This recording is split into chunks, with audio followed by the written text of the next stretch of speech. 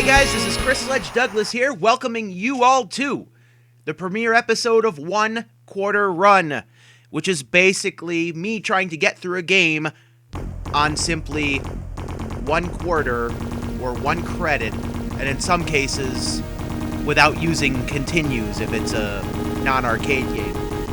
And in this particular episode, we are taking a look at WWF Wrestlefest, made by Technos Japan in 1991, as plainly visible by that beautiful, absolutely gorgeous title screen. This game has eaten an untold amount of quarters from me, and now it's my turn to see how far it can go, being cheap as sin and only using 1 quarter. This game, man, this game. Not only was it one of the first really good wrestling games, you know, alongside WWF Superstars, its predecessor, which you can see a review on my site, which will be in the description, of course. But it actually played like a great wrestling game. Oh, I love that. Alright, let's pop a quarter in and check this baby out. And for this one, we're going to be doing the Saturday night's main event. And I'm going to be choosing Jake Roberts and, Hulk Hogan. 2 guys that never really worked together as a tag team as far as I know. I could be wrong. But do have some similarities. This contest is scheduled for 1 fall.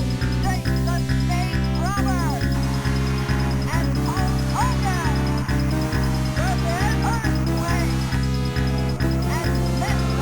Perfect.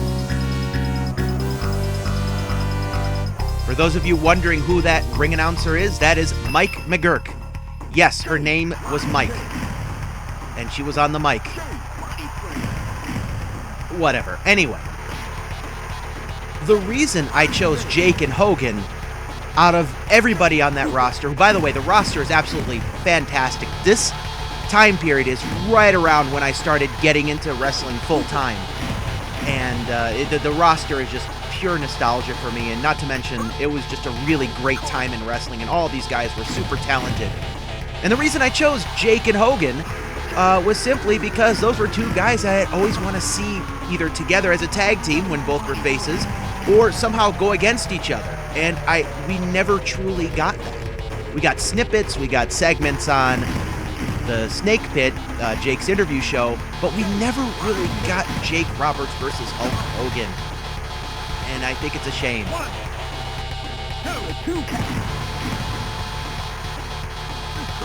Hulk Hogan doing his ear thing there already. Earthquake looks like he's already out of there. And another leg drop by the Hulkster. And there's Jake just going wild with those gut-wrench suplexes. And a DDT! I love wrestling matches. And now it's Hogan's turn, once again for the big leg drop. And it's a cover. Jake holding Earthquake off. And a DDT to the Earthquake! Now that is some vengeance for what Earthquake did to Damien, if any of you out there know what I'm talking about. 3 more matches to go. This time against Demolition, one of my favorite tag teams of all time. Not to mention, they've got one of my favorite theme songs of all time. Just absolutely incredible, guys. Hogan now taking control here of Crush.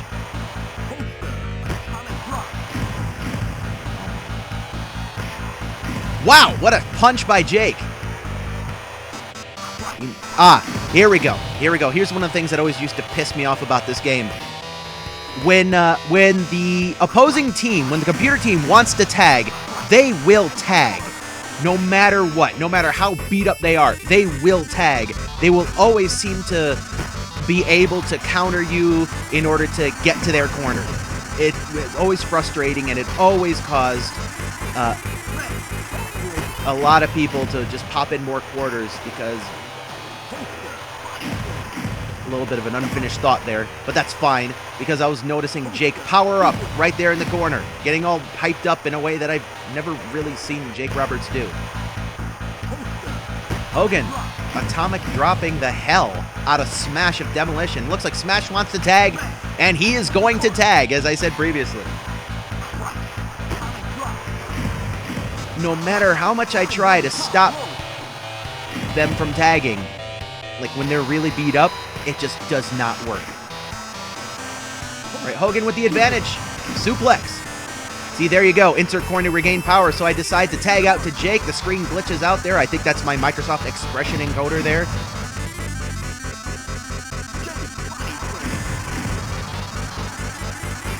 Jake attempting to go to town, attempting to cut Crush off, but Crush is determined to tag. Well, would you look at that? Somehow I managed to get the upper hand on him, and he... DDT! Now Crush throws him out of the ring. Cool little segments here where you could tag out of the ring, but of course, once you get back into the ring, everybody's magically back into their place. And that's fun. Smash with that backbreaker. We're not doing too well. I'm looking at our power bars here. Yeah, I'm really not doing too well. And again, my guy thrown right outside. Jake looking like he's having a hard time lugging those stairs around. He just gives up. Oh, man. Here's Hogan chiding me to insert more coins. Because that guy needs money after his divorce settlement. Oh, here we go. Oh, missed his chance to do the leg drop. Big power slam by Smash. And Jake intercepting Crush with that DDT. I think Hogan was trying to go for the leg drop there. Honestly, that's pretty interesting that I put it that way, being that I'm the guy who played this. But it was a couple days ago. That's fine. Oh! Leg drop by Hogan. The cover onto Smash. 1, 2, and 3. Hogan and Roberts get it. Now go for And Crush, after he gains his breath, he is immediately embarrassed. What is up with Hogan's face there?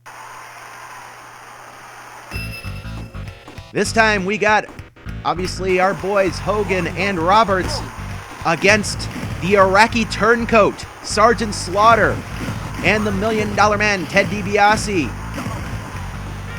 Both of whom, by the way, used the Cobra Clutch. Now, people would always say it's a variation of the Cobra Clutch. No! It's both the same maneuver. DiBiase's $1 Million Dream was the Cobra Clutch. And, of course, since that was DiBiase's big move, and DiBiase at the time had more seniority than Slaughter, who had just recently made a comeback around this time, DiBiase kept his variation, and Sergeant Slaughter had to resort to that weird noogie maneuver. Nya, nya, nya, nya.